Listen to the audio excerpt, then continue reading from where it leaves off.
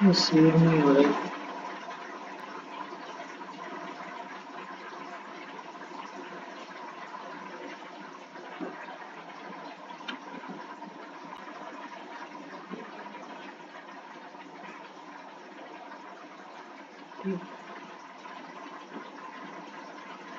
ये डिस्कशन के बेस्ड है एचआर प्लानिंग के, यहाँ पे डायरेक्टली मेंशन्ड है। अच्छा मैंने हाँ। Just before you start this मैं बताना चाहता था कि मैंने हॉबिंग एंड ब्रोचिंग के एक दो न्यूमेरिकल देखे थे, लाइक दो तीन इनफैक्ट, लाइक हॉबिंग ब्रोचिंग काफी आ रहा था न्यूमेरिकल्स में। तो आई थिंक वीक 7-8 में ही था, बट वो अपन ने लाइक उनके कोई फॉर्मूलाज वगैरह नहीं देखे। एक बार अभी देख लेंगे, मेरे पास भी अपना खुद का नोट्स नहीं था, जो नोट्स मुझे मिला मैं वही देख रहा हूँ। ठीक है। हाँ एक बार वो हॉबिंग ब्रोचिंग वाले न्यूमेरिकल देख लेना। ठीक है। यहाँ पे मैन पावर प्लानिंग का है, एचआर रिक्रूटमेंट जैसे मैंने बताया था, वो बेसिकली उसमें मैन पावर ही आएगा। Man power planning also known as human resource planning, process of forecasting organizing future human resource need to insuring the right number of employ. किसी भी कंपनी के लिए हमें कितने एम्प्लॉय चाहिए, स्किल्ड चाहिए, at the right time, peak time पे कितने एम्प्लॉय चाहिए। हम देखते हैं ना, कोई भी कंपनियां फाइड कर देती हैं। ठीक है। तो उनका पीक टाइम नहीं होता है तो फाइड कर देती हैं, और मास रिक्रूटमेंट कर लेती हैं जब पीक टाइम उनका होता है।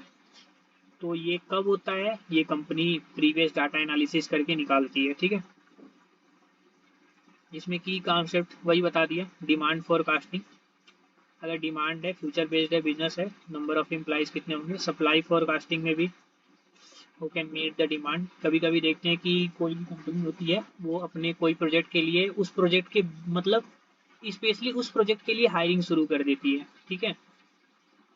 मतलब जब तक वो प्रोजेक्ट चलेगा तब तक आप वहाँ पे एज ए एम्प्लॉय काम करेंगे। उसके बाद वो प्रोजेक्ट खत्म हुआ, आपका टाइम पीरियड खत्म हो जाएगा। गैप एनालिसिस होता है, compare the demand and supply forecast, identify and gap that need to be express through recruitment training और अदर स्ट्रेटजी। ये तो सिंपल इंग्लिश है, समझ में आ गया। अब प्रोसेस में क्या होता है, स्टार्ट प्लानिंग करेंगे। प्लानिंग स्टार्ट करके, कोई भी ऑर्गेनाइजेशन होती है उनकी गोल होती है, स्ट्रेटजी होती है किसी भी चीज़ को लेकर के। जॉब एनालिसिस का, तो वो क्वालिफिकेशन क्या होनी चाहिए, किस प्रोडक्ट के लिए कितना मतलब स्पेसिफिक होना चाहिए, क्वालिफिकेशन क्या होना चाहिए, स्किल्स क्या होनी चाहिए, रिस्पॉन्सिबिलिटी क्या होनी चाहिए।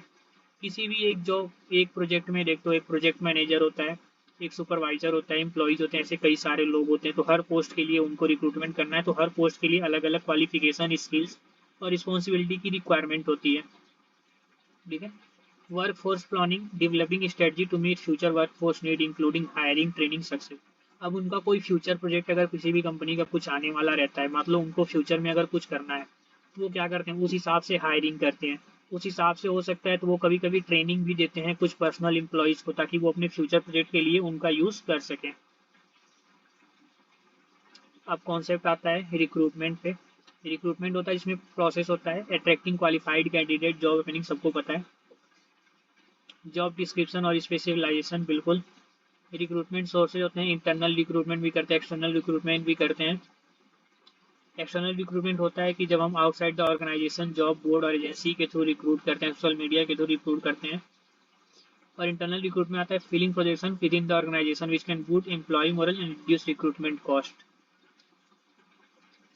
प्रोसेस है, सोर्स हो गया, स्क्रीनिंग लेते हैं रिज्यूमे का, इंटरव्यू का, सिलेक्शन प्रोसेस भी ले जाते हैं, ऑन बोर्डिंग, बेसिकली ये सब प्रोसेस सबको पता है, कभी ना कभी हमको भी इसी से गुजरना है।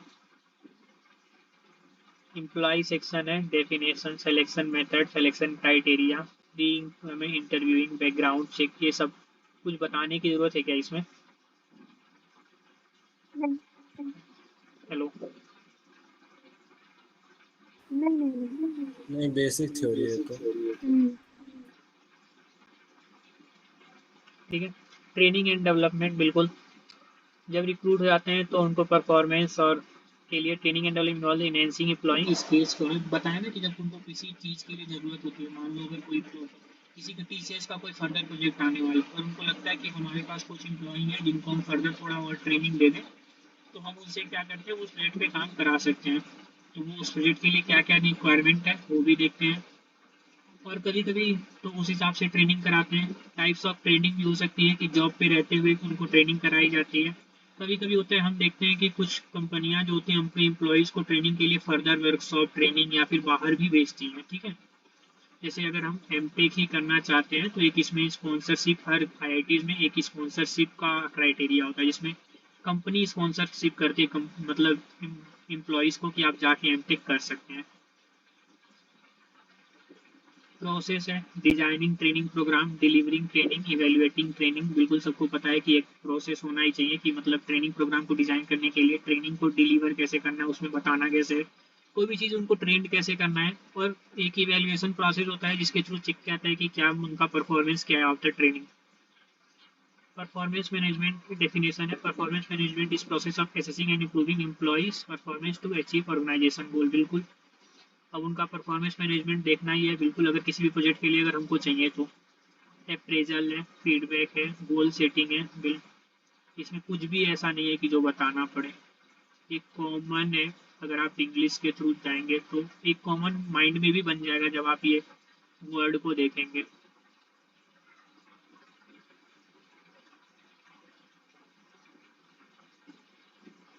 अब प्रोसेस आती है क्लियर परफॉर्मेंस एक्सपेक्टेशन। गोल पहले ही बता दें तो क्लियर परफॉर्मेंस वगैरह के बारे में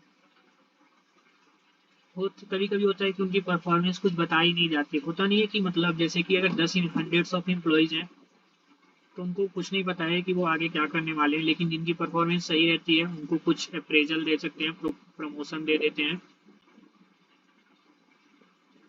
ये तीनों पार्ट उसी में आएगा। Compensation and benefit, salary structure, benefits, equity. बहुत कुछ होता है कि कभी देखते हो कि पे लेवल बढ़ जाती है, हो सकता है बेनिफिट में उनका हेल्थ इंश्योरेंस करा दे, रिटायरमेंट प्लान करा देते हैं, कुछ उनके लिए टाइम ऑफ का पेड कर देते हैं। और इक्विटी क्या होता है, competitive composition based on market rates and individual performance. Process में है बिल्कुल खुद से पढ़ लेना यार, ये कोई भी नीड नहीं है, ये पूछा भी नहीं जाएगा जिस हिसाब से उन्हें एमसीक्यू लग रहा है। बाकी एक बार हम एमसीक्यू पे आते हैं फिर चलते हैं, ठीक है।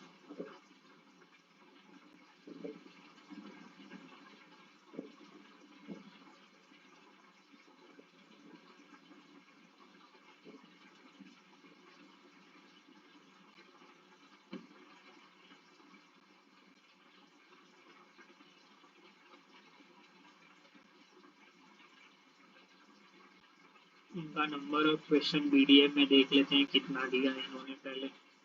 20 क्वेश्चन है मॉक 1 में, और मुझे लगता है कुछ इतना ही मॉक 2 में भी है।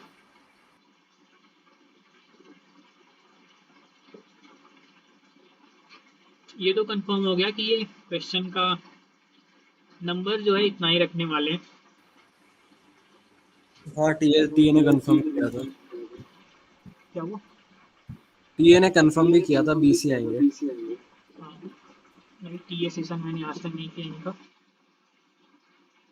ये दिया utilizing a pivot table to analyze the fiscal year wise distribution of loans. Which pivot table feature would you use to compare the total loan value originated by each lender annually? कोई explain करेगा इसको?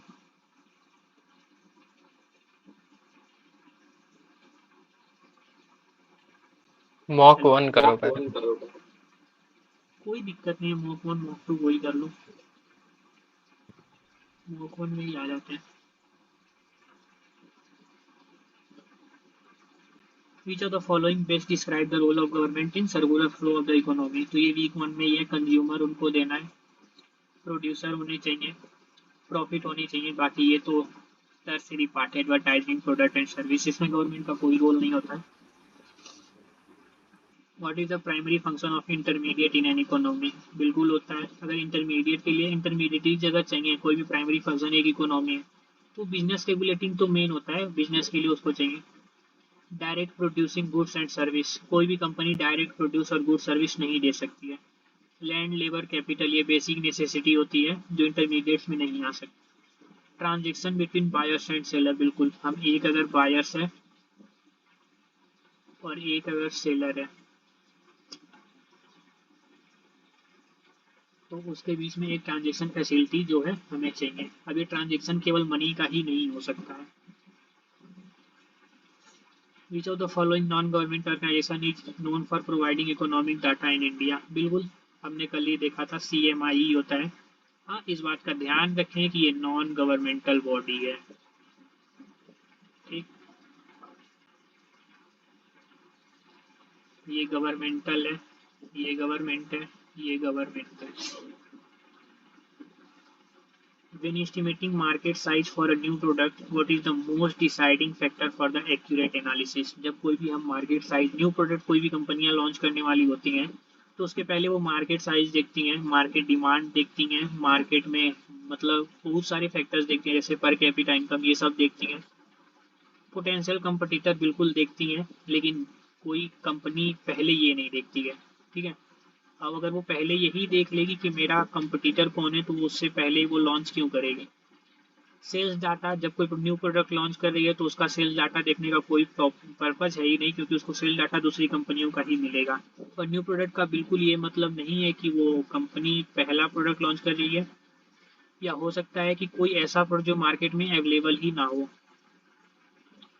जैसे कि कभी कभी कोई laptop ही आ जाता है, लेनेवो का वो आया है कई सारा प्रोडक्ट, तो उसमें भी देखो तो एक न्यू फीचर में लॉन्च किया है, ठीक है।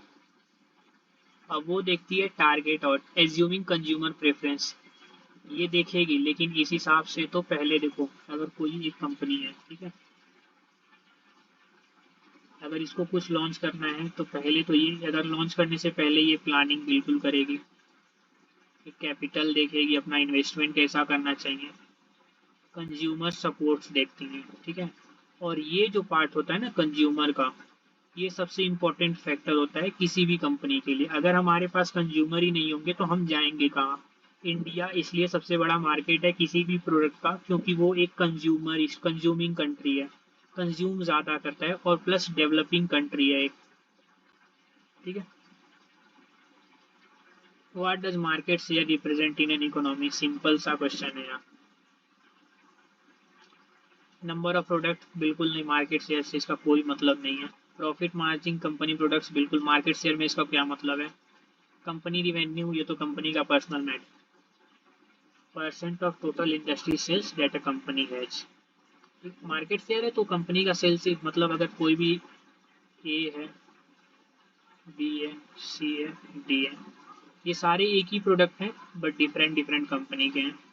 अब इसमें अगर कंपनी का शेयर ए का निकालना है तो इसे अपनी कंपनी का इंडस्ट्री सेल्स देखना पड़ेगा। What does the day of sales and inventory indicate? ये बता दो, कल तो बताया था ये।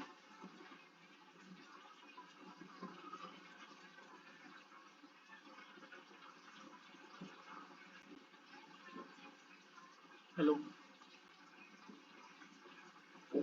हाँ हाँ बोलो। हाँ बोलो। ये करो, ये तो कल ही बताया था।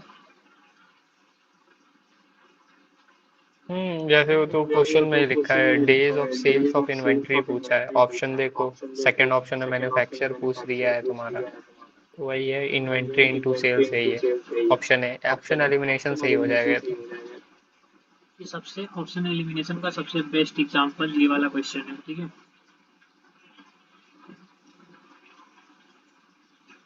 ये वाला क्वेश्चन देखिए, ई कॉमर्स कंपनी है, स्टॉक कीपिंग यूनिट जो है इसका 1000 है। Each SQ represent unique product variant, मतलब इसके पास 1000 प्रोडक्ट वेरिएंट है।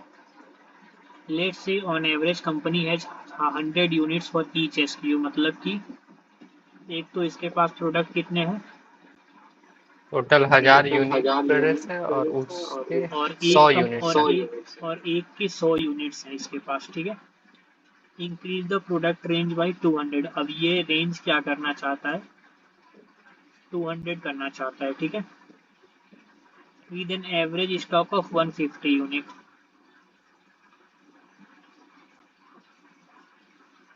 What will be the total inventory after expansion? ये समझ में आया?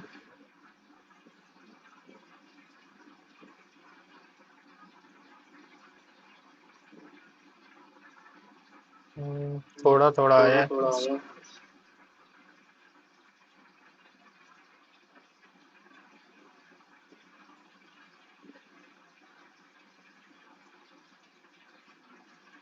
ये कहाँ पे आ गया यार, वीक 7 में एक पार्ट था, 5-6 का टॉपिक है। ये वाला।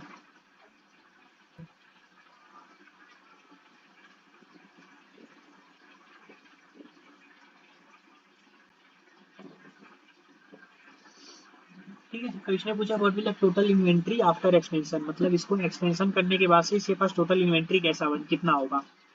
तो पहली बात तो हमारे पास अवेलेबल स्टॉक कितने थे, ठीक है। अब पहले तो ये अवेलेबल स्टॉक हो गए। अब इसने क्या किया, with an average stock of 150 unit increase the product range bye 200 SKU, ठीक है। ये ये पार्ट बढ़ा रहा है, ना कि ये, ठीक है।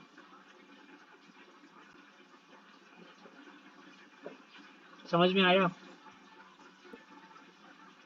वही है, पहले इसने अपना ओल्ड का निकाल लिया 1200, पहले फिर लिखा हुआ था अवेलेबिलिटी डिसाइडेड लॉन्चिंग, और टू जो लॉन्च कर इंक्रीज लिखा है, दिया ये तो प्लस अवेलेबल कर है, दिया। और ये जो है ये टू बी लॉन्च, ठीक है। What does overall equipment efficiency where OEE equal to availability performance quality. मुझे नहीं लगता ये फॉर्मूला मिलेगा, सो बेसिकली याद करके जाना।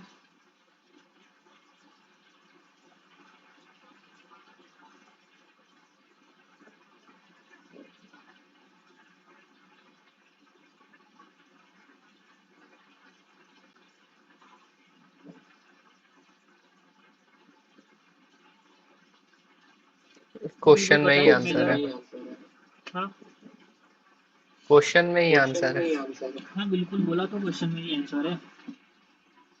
Equipment effectiveness manufacturing firm, question number 8 पे शिफ्ट करते हैं। अभी तक जितना आया था हमने बेसिकली सबको सॉल्व कर लिया, एक आइडिया लग गया था, हमने वीक 8 तक पढ़ लिया, उस हिसाब से वीक 9 भी कर लिया है, 4 का part. A manufacturing firm uses broaching and hobbing as a production process. The broaching station produces 1000 units with 5% scrap rate, and hobbing station produced 1200 units with a scrap rate of 3%. Also, 80 units from broaching are successfully reworked and 50 units from hobbing are downgraded. Calculate the final output considering reworked as well as downgraded unit. देखो सबसे important part इसका क्या है,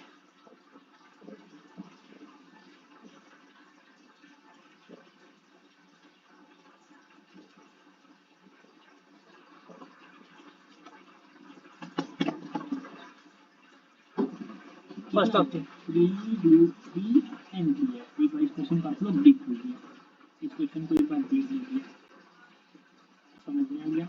हम लोग आगे चलते हैं, कुछ बातें करते हैं।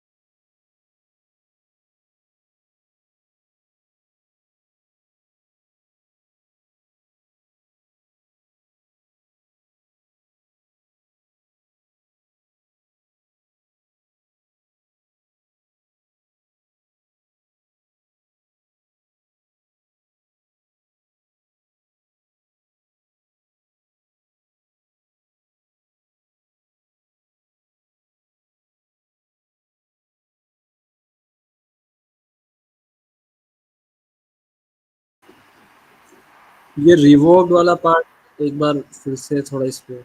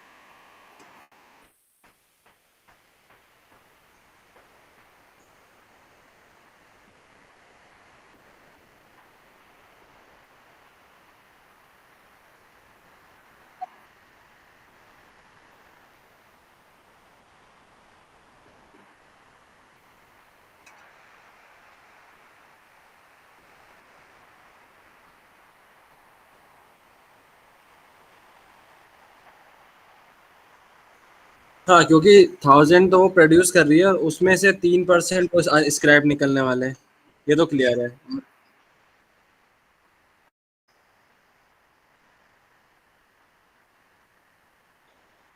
हाँ, तो अलग से वाला रिवर्क रिवर्क करके उनको वापस से गुड बनाया जा रहा है, लाइक गुड मटेरियल में कन्वर्ट किया जा रहा है, ऐसा समझ सकते हैं। और बट ये जो 20 सेकंड वाला पार्ट है जिसमें ये 50 यूनिट्स को डाउनग्रेड कर रहे हैं, तो टोटल अपने पास तो चलो ये वाला हो गया कि 1200 में से 3% स्क्रैप होंगे, तो वो हम निकाल लेंगे उधर से गुड आइटम जो अपन ने निकाल लिए। एंड उसके बाद ये -50 में जो लॉजिक है,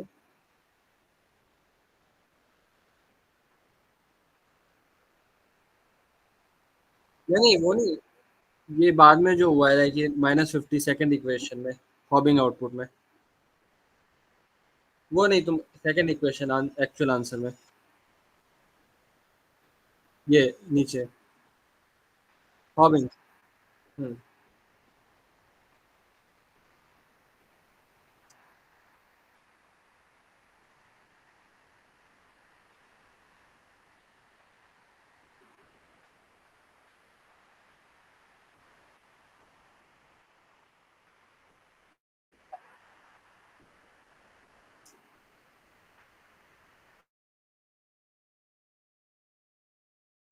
देखो, जब रीवर्क कर रहा है तो हम ऐड कर रहे हैं +80, और जब डाउनग्रेड हो रहा है तो हम माइनस कर रहे हैं 50।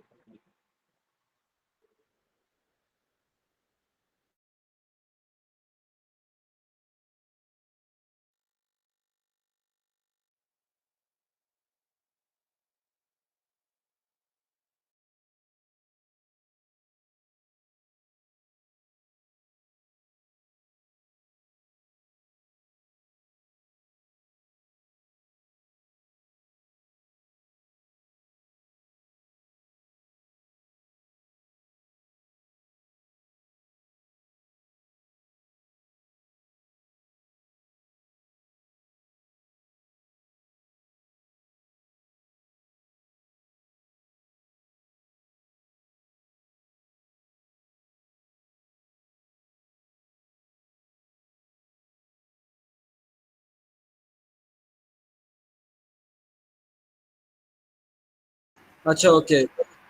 हाँ, इसका सेंस ये है कि जो डाउनग्रेड हो रहे हैं उनको हम बेसिकली क्लासीफाई कर रहे हैं एज बैड प्रोडक्ट, तो इसका मतलब जो टोटल अच्छे प्रोडक्ट जो हम निकाल रहे हैं ऑलरेडी ये 3% माइनस करके, तो इनको भी माइनस करना पड़ेगा क्योंकि ये भी बैड प्रोडक्ट में क्लासीफाई हो रहे हैं।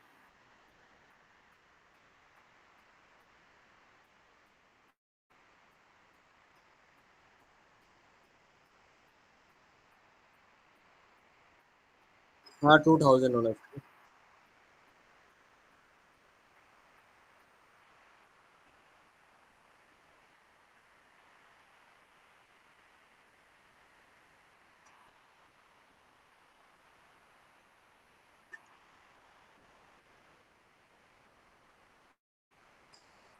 ये तो सही है, इस बेसिक थ्योरी थी वीक 9 की। ये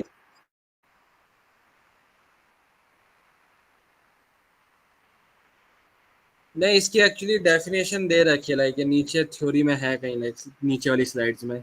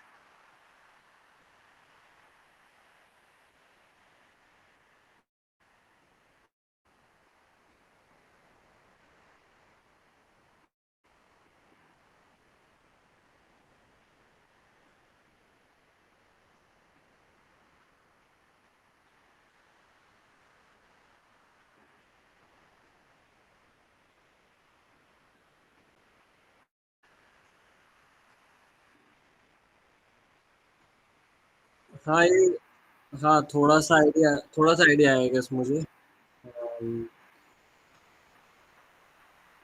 नहीं पेपर वाला है नहीं, इजी है, ओरल ही हो जाएगा। क्या है, स्टार्टिंग पोजीशन दे रखी है G6, दैट इज वो वीक 5। अब ये जो आगे जो लिख रखा है कि 1 - 2, ये बेसिकली मूवमेंट आपका शो कर रहा है कि लाइक रो मूवमेंट क्या होने वाला है, कॉलम मूवमेंट क्या होने वाला है। तो इस पोजीशन से आपको रो मूवमेंट 1, इसका क्या मतलब है कि आपको एक रो नीचे जाना है। अगर यहीं 2 लिखा होता तो रो मूवमेंट 2, 2 रो नीचे जाना होता। तो रो मूवमेंट 1 आप एक रो नीचे चले गए, ठीक है, आप आगे 5,000 पे, आई थिंक वही लिखा है ना नीचे। हाँ हाँ हाँ तो आप 5,000 पे आ गए। अब कॉलम मूवमेंट करेंगे क्योंकि अब अगला वाला जो सेट वो होता है पार्ट, वो कॉलम मूवमेंट शो करता है। तो -2 करेंगे कॉलम मूवमेंट। -2 मतलब इससे 2 कॉलम पीछे चल जाओ, यानी वीक 4 एंड वीक 3 पे आ गए अब आप। तो वीक 3 के फर्स्ट जो रो है अपनी, दैट इज जो 5,000 है, आप उस पे आ गए। एंड जो लास्ट वाला अब ये लिखा है 5, ये बेसिकली 5 और एक और पैरामीटर होता है, ये अपना रो है एंड ये कॉलम भी होता है। लाइक वो होता है बेसिकली आप साइज कितना कंसीडर कर रहे हो। ये लास्ट के जो 2 पैरामीटर होते हैं वो साइज के लिए होते हैं। तो ये जो पहला पैरामीटर है ये होता है फॉर हाइट कितनी ले रहे हो आप, और दूसरा पैरामीटर होता है विड्थ। तो आई थिंक ये जो इन्होंने विड्थ दे नहीं रखी है, तो बाय डिफॉल्ट हम 1 कंसीडर करेंगे, बट इन्होंने रो दे रखी है, दैट इज अपनी हाइट। तो हाइट है अपनी 5, यानी जिस पोजीशन पे अभी आप हो, दैट इज वीक 3 के 5,000, उधर से उसको इंक्लूडिंग 5 रो कंसीडर कर लो, दैट इज पूरी है 1 2 3 4 5, पूरी की पूरी वीक 3 जो अपनी है। एंड बस बेसिकली इसका हमें ये ऑफसेट फंक्शन का पूरा आउटपुट ये आ गया, एंड देन हमें इनका सम करना है। तो आंसर आएगा आउटपुट 20,400। आई थिंक यही इसका लॉजिक है पूरा। तो आप ये डिफाइन करो कि 20,200 कैसे आया। हाँ वही तो बताया मैंने, आप ऑफसेट फंक्शन ने बेसिकली आपको आपकी पूरी रेंज प्रोवाइड कर दी, आपको पूरा ये दिखा दिया कि आप इतना रीजन कंसीडर कर रहे हो। मैंने अभी बताया कि कैसे आए, उस रीजन में कैसे आए हम, बेसिकली रीजन हमने फिगर आउट कैसे किया कि ये रीजन होने वाला है। तो बेसिकली आप इधर से मूव करते हुए वीक 5 वाले ब्लॉक से G6 से आप मूव करके यहाँ तक आए वीक 3 के फर्स्ट में। एंड फिर ये जो 5 लिखा था that is basically represent height, कि आपको हाइट क्या कंसीडर करनी है रीजन की, क्योंकि अब रीजन कंसीडरेशन वाला पार्ट आ चुका है। तो रीजन में आपको जो हाइट कंसीडर करनी है वो है 5, यानी 5 सेल्स, इसको इंक्लूडिंग नीचे वाले पूरे 5 सेल्स। तो टोटल अपनी पूरी कॉलम वीक 3 कंसीडर हो गया। एंड इसका फिर आपको ये आ गया आपका ऑफसेट फंक्शन का रीजन। लाइक ऑफसेट फंक्शन आपको सिर्फ एक रीजन दे देता है। ठीक है, मैं तो एक्सप्लेन ऑफ करता हूँ, ठीक है। और फिर सम निकाल दो, रीजन का सम, दैट्स व्हाट बेसिकली। कौन से रीजन का आप समझाते हैं, वही तो मैं पूछ रहा हूँ, आपके हिसाब से रीजन कौन सा आएगा। बताया तो मैंने, वीक 3 के एंटायर कॉलम, वो रीजन कैसे है वो पूछ रहे हो क्या? हाँ बिल्कुल बिल्कुल, नहीं अब हो गया, मैं बता रहा हूँ, बाकी तुमने भी एक्सप्लेन किया, सही था। देख लो यहाँ पे, पहले हम G6 पे आते हैं, ठीक है। G6 मेरा ये रहा, ये 1 है, मतलब बाई डिफॉल्ट मान भी लेते हैं हम, अगर नहीं दिया रहता तो, ठीक है। ये 1 है, ये लेंथ जो है हमें 1 लेके चलना है, इतना एक कॉलम का G6 का। -2 में जाते हैं, बैकवर्ड 2 है, जस्ट लाइक अ पाइथन का फंक्शन, ये आ गया। अब जब इस पे आ गए, अभी इसका रेंज दिया हुआ है 5 तक जाना है, 2 3 4 5, इसका सम करेंगे 20,400 आ जाएगा, ठीक है।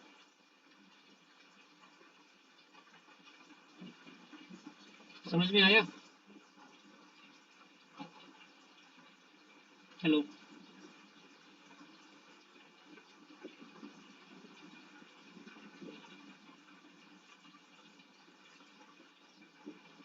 बाकी आते हैं, सेरी है जो school assignment to finish, she want to use VLOOKUP but is struggling to pin correct argument, what is the correct order of argument, excel theory based question.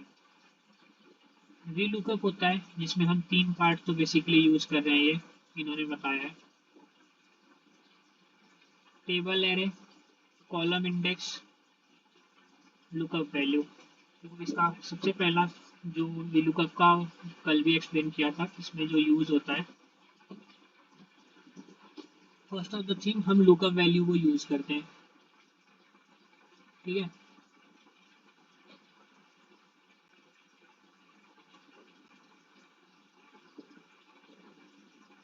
Lookup value पे आते हैं, उसके बाद से हम एक टेबल के किसी टेबल के एरे में आते हैं। ठीक है, अगर ये टेबल है तो इसमें हम एक एरे सेलेक्ट करते हैं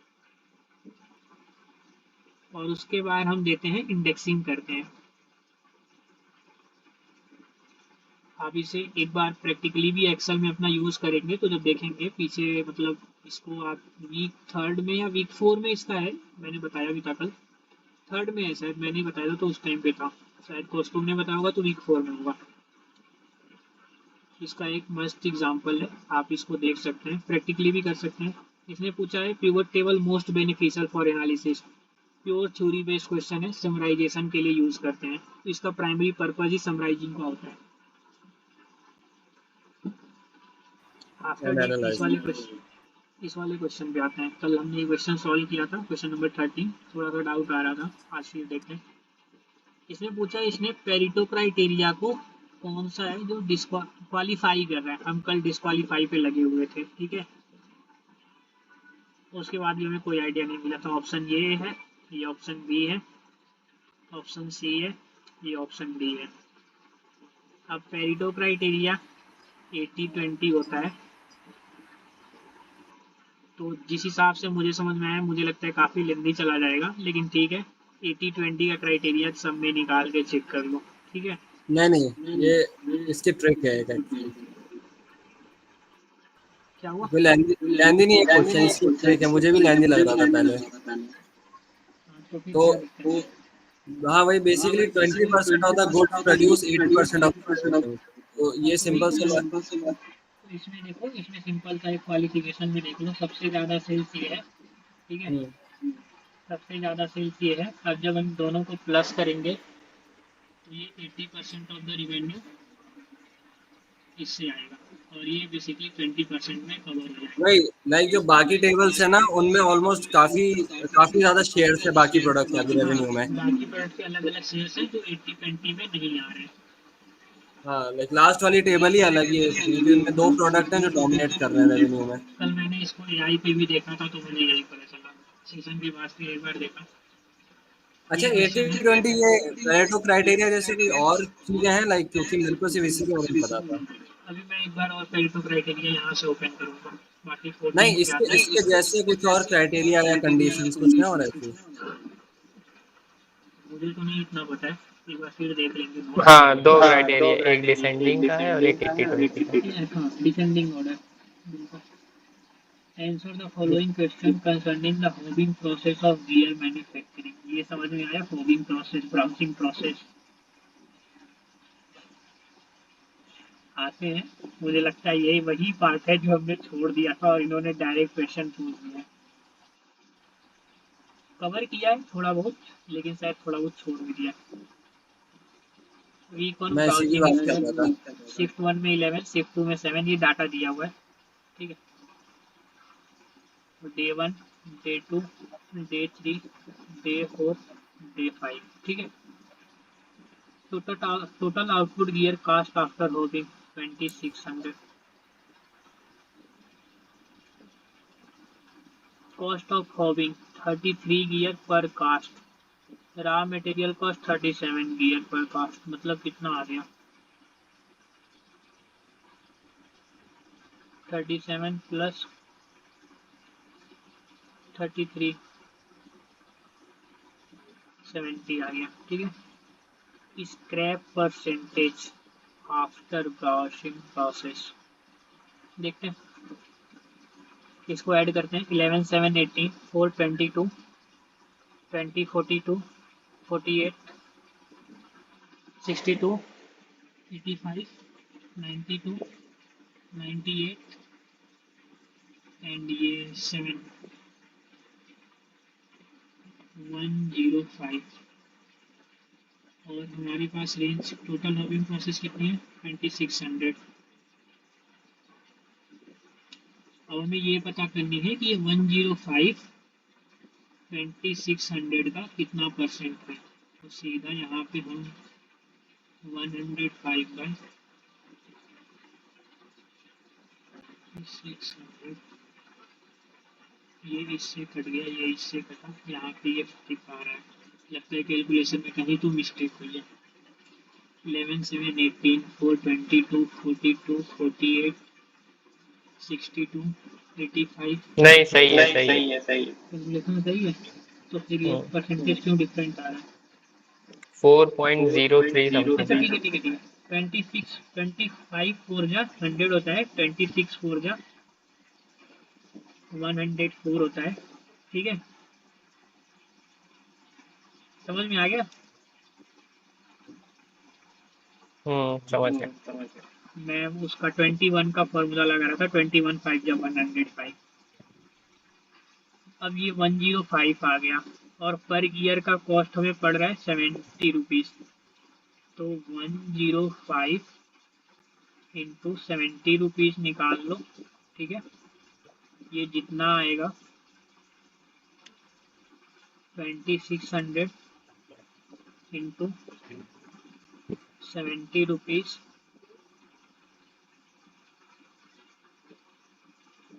ये 1000। अब पूछ रहे हैं कि लॉस कितना हुआ। बेसिकली 105 का कॉस्ट कितना पड़ेगा, तो जस्ट 105 इंटू 70 कर दो, आंसर आ जाएगा। वैसे ये लॉस आएगा, परसेंटेज में आएगा। अब यहाँ पे इसको करेंगे,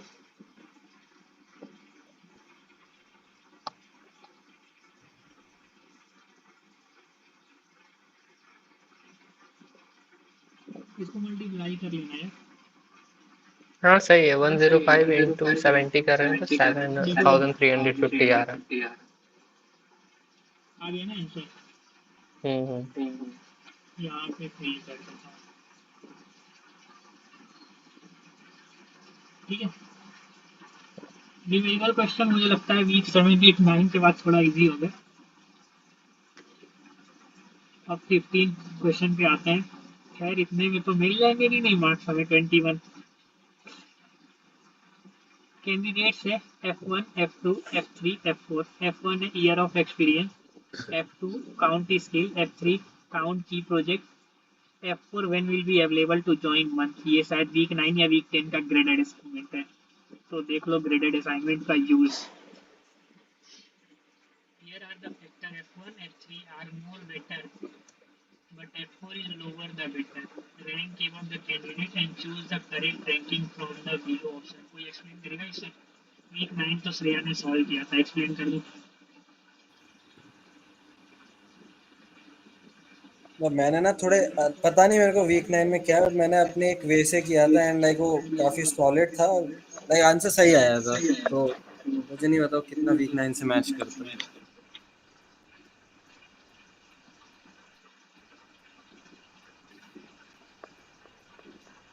एक्सप्लेन कर दो या मैं करूँ? करता हूँ। वीक वीक 9 वाला तरीका तुम कर दो, बाकी अगर मेरे से मैच करना होगा तो मैं बाद में कर दूंगा। ठीक है, अब देखते हैं। इन्होंने पूछा है F1 F3 are more better, more the better, मतलब हमें ये और ये बेटर होनी चाहिए। F4 है लोअर द बेटर है, F1 F2 F3 जो है मोर द बेटर है। अब इसमें आते हैं 50222, 5.0112, 5.5122, 6.0113। वीक 9 का जीए जिसने किया होगा उसके लिए काफ़ी इजी होता है। ठीक है, बाकी आते हैं। आवाज आ रही है? हाँ आ रही है, एक्सप्लेन करो करना है तो। जी। नहीं नहीं नहीं, स्क्रीन वैसे ही रखना, ठीक है। ठीक है, अभी इसमें देखोगे, मोर द बेटर के लिए तुम ऐड करोगे एंड लोअर द बेटर के लिए तुम सब्ट्रैक्ट करोगे, ठीक है। तो यहाँ हाँ पे F1 से F3 तक तुम्हारा मोर द बेटर है एंड F4 तुम्हारा लोअर द बेटर है। तो 5 + 2 + 2 -2 करोगे एंड उसका सारा वही ना, वैल्यूज निकालोगे एंड उसके बाद मैंने आरएमसी इसमें करोगे। मैंने इसमें जस्ट एलिमिनेशन मेथड का यूज़ किया था। हाँ, वो भी लगा ये था। बता, हाँ। मैंने कुछ अलग ही कर दिया, मैंने रैंकिंग सिस्टम रख दिया था। मैंने ऐसे रखा था कि जिसकी फर्स्ट आएंगी उसको 4.32 एंड देन 1 इस ऑर्डर में, एंड देन लास्ट में मैंने पॉइंट्स असाइन किए थे, कैलकुलेट किए थे। तो मेरा ऑर्डर यही पार्थ, आकांक्षा, शिवा, लवन्या, और शिवा लवन्या के सेम पॉइंट है बेसिकली। तो मैंने लाइक वो और के ऑप्शन में रखा था अपने कि लवन्या और शिवा पोजीशन चेंज कर सकते हैं। हाँ, that's it। डन है। समझ में आ गया? कुछ ना तो समझ लाइक में मुझे आया मुझे मुझे रैंकिंग पॉइंट देने की जरूरत नहीं थी, मैं डायरेक्ट ऐड और वो सब्ट्रैक्ट भी कर सकता था based on the given condition. मैंने एलिमिनेशन यही लगाया था, 9th में भी, वीक 9 में भी यही किया था मैंने। अब क्वेश्चन नंबर 16 पे आते हैं। अब तक के सारे क्वेश्चन हमने थोड़ा बहुत मतलब दिक्कत हुई है लेकिन अच्छे से निपटा दिए हैं, सॉल्व कर दिए। अब क्वेश्चन नंबर 16 पे आते हैं, लाइन कर्व है sign. Consider the following graphical representation of the average credit score of approved and declined credit card 10 and 11 का। भाई just after analyzing the mock, it is truly correct that they use GA properly in the mock. Blue line approved, declined, grand total। Okay. इसमें क्या ऐसी जीए वाली बात है, like मैंने नहीं किया था जीए बट ये बन गया था क्वेश्चन मुझसे। ठीक है कोई बात नहीं। हाँ जीए किया है तो बहुत इजी है मुझे लगता है। नहीं किया मैंने, उसकी बात कर रहा हूँ। ठीक है, स्टेटमेंट वन है, द नहीं एवरेज ऑफ नॉर्मली क्रेडिट नहीं score of customer, the average of credit score of customer getting decline remain main or less more or less constant throughout the month। हाँ ये मोर, ये कांस्टेंट मोर लेस चल रहा है, ठीक है। डिक्लाइन का average credit score of customer getting approved has have increased over the time, बिल्कुल नहीं, डिक्रीज हो रहा है।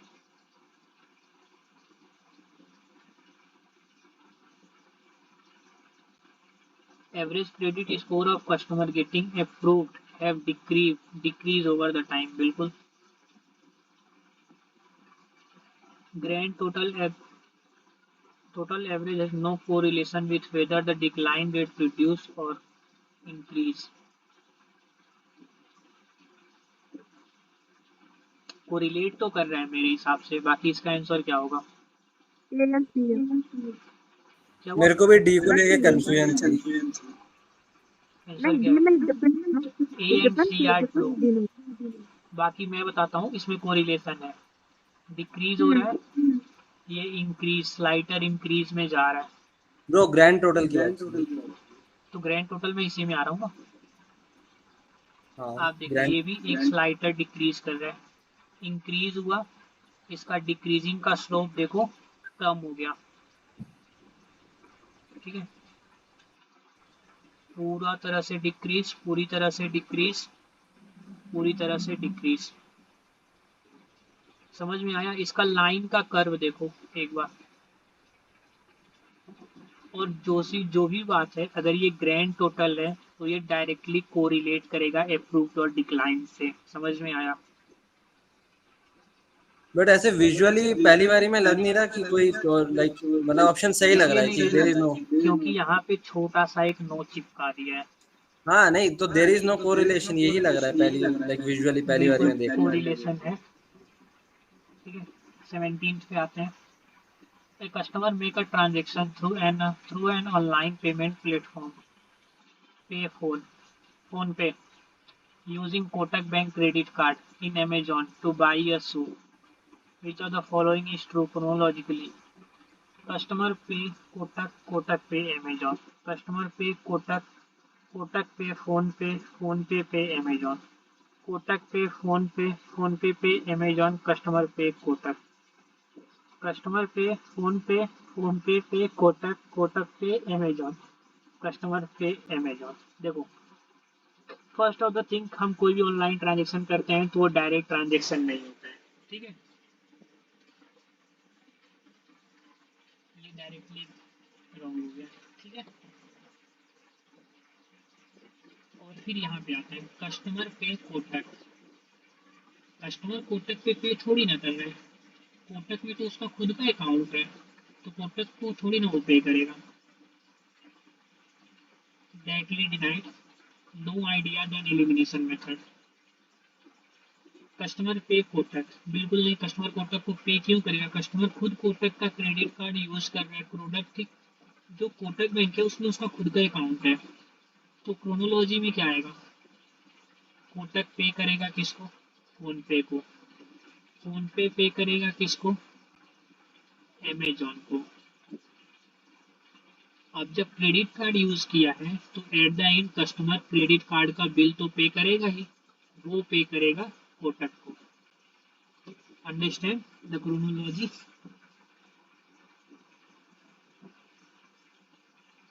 हेलो? हाँ हाँ समझ गया।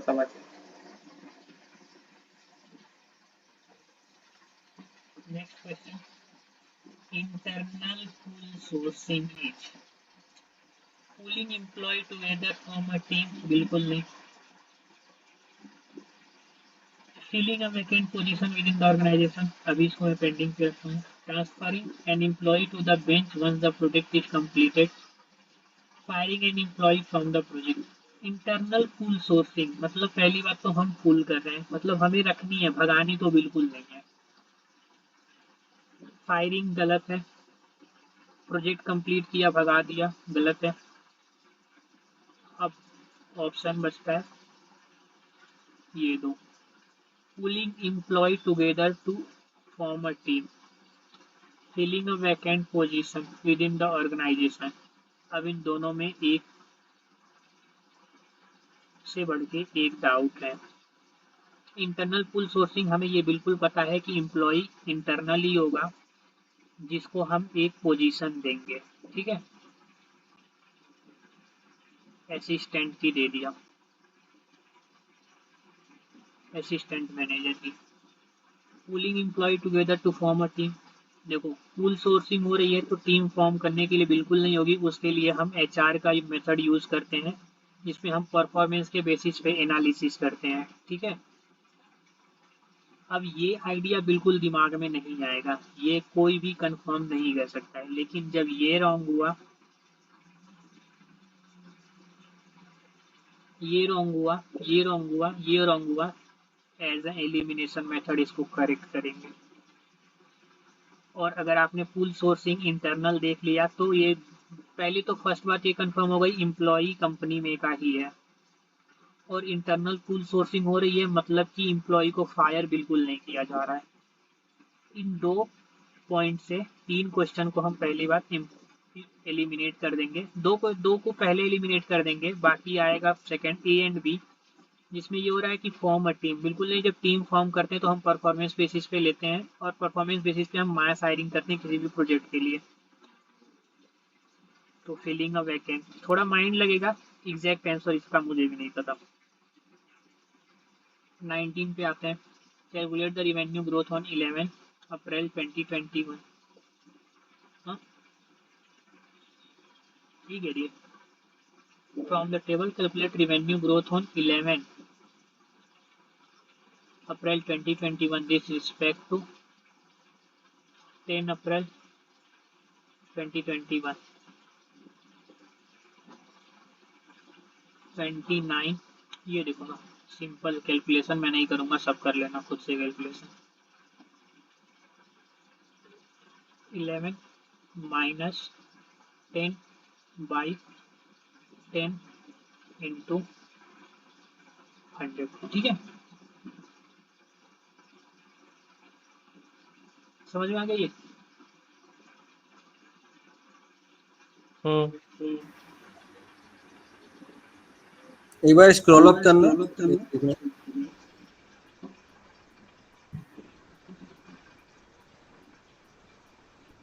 Okay. After that, question number 20, full and final. The figure represents a bubble chart of mobiles where x-axis represents the volume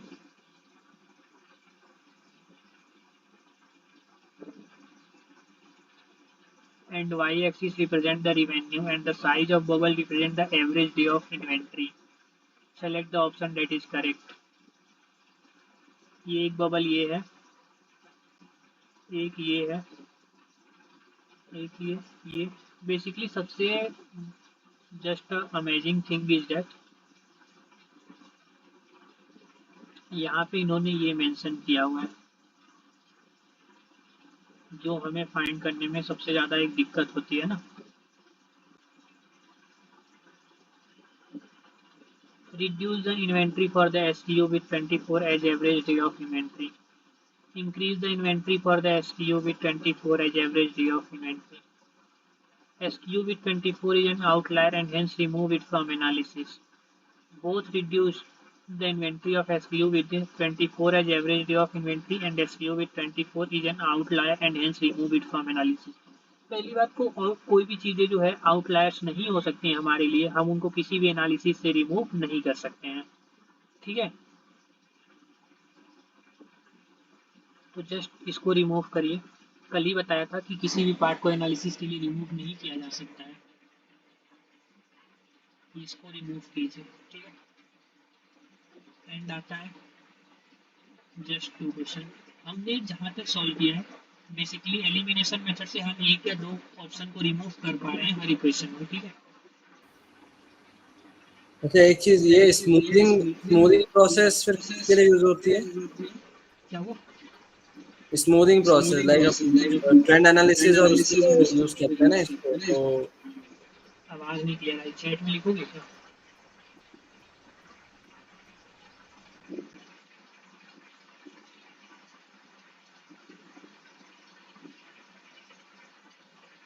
अभी फिर से बोलो, क्या मुझे क्लियर है? आवाज आ रही है? हाँ स्मूथिंग का मैंने कहीं पढ़ा था, मैं एकदम श्योर नहीं, बट स्मूथिंग बेसिकली एक वो होता है मेथड कि जिसमें हम अपने डेटा को इस तरीके से स्ट्रक्चर करते हैं जिससे हम ट्रेंड और वो ट्रेंड एनालिसिस परफॉर्म कर लें ज़्यादा अच्छे से। तो आई थिंक उसमें ये इन्वॉल्व, V5 में पढ़ा होगा। हाँ वीक एग्जैक्टली याद नहीं, बट वही लाइक ट्रेंड एनालिसिस में हेल्प करता है। आई थिंक उसमें यही चीज़ करते हैं हम, लाइक स्मूथ करते हैं डेटा को, तो उसमें लाइक वही आउटलायर्स वगैरह को तो फिर हटाते हैं। अब इसमें रिवेन्यू देखते हैं, जिसमें रिवेन्यू 3600 सबसे ज़्यादा है, उसका मार्केट कैप भी जो है काफ़ी कम है। अब रिवेन्यू एक मिनिमम है 1,42,000 का, जहाँ से हमें मिल गई है, उसका रिवेन्यू कितना है, मार्केट से 24 है,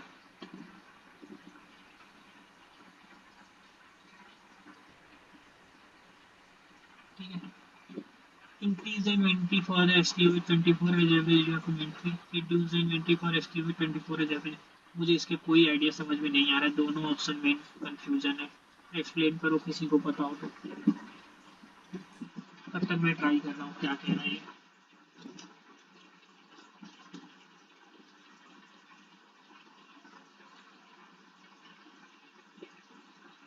एनीवन?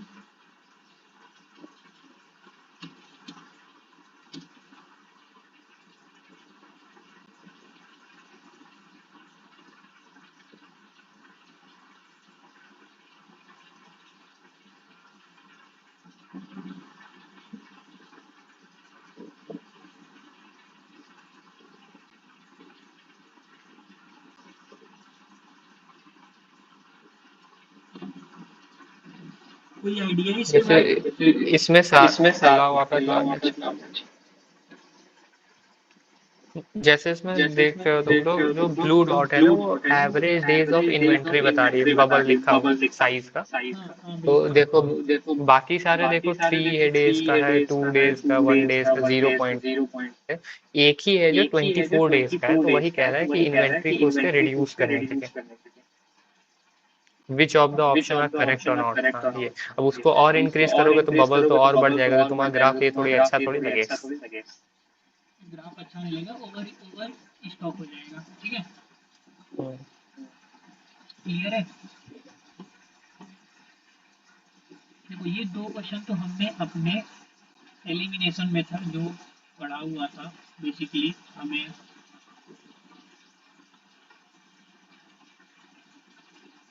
थियरी पार्ट से पहले इसको हटाया, एलिमिनेट किया। अब ये आता है इन्वेंट्री पे। इसका 24 डे की इन्वेंट्री ऑलरेडी मेरे पास है, तो हम क्या कर सकते हैं कि इनकी इन्वेंट्री कम कर सकते हैं। इसकी इन्वेंट्री कम है, इन्वेंट्री कम है, इनको इंक्रीज करेंगे, ना कि इसको इंक्रीज करेंगे। 24 डे को इंक्रीज नहीं करेंगे, तो इसको क्या करेंगे, रिड्यूस करेंगे, ना कि इंक्रीज करेंगे। ये वाला करेक्ट ऑप्शन एक हो गया, ठीक है। Mock 1 solve. ऑनेस्ट स्कोर मेरा 20/30 आएगा एट एंड एवरेज।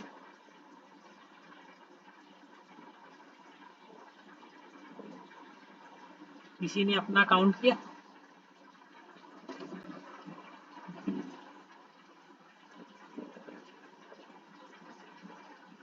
मॉक 2 या फिर थियरी फिर से? 11-12 कर लो। 10 मिनट का ब्रेक ले लें। हाँ ठीक है, पहले 145 पे ज्वाइन करते हैं। मॉक टू पहले कर ले, लाइक मॉक अब चल ही रहा है तो फ्लो आ चुका है तो मॉक 2 ही ले लेंगे। 1 मिनट।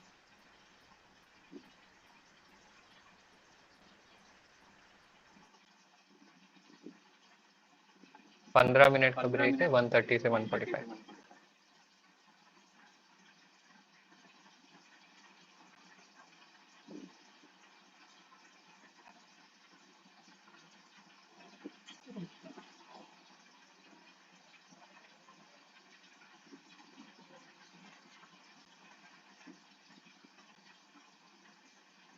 कल काफी लोग ब्रेक में ज्वाइन किए थे, वो छोड़ के चले गए कि कुछ हो नहीं रहा है।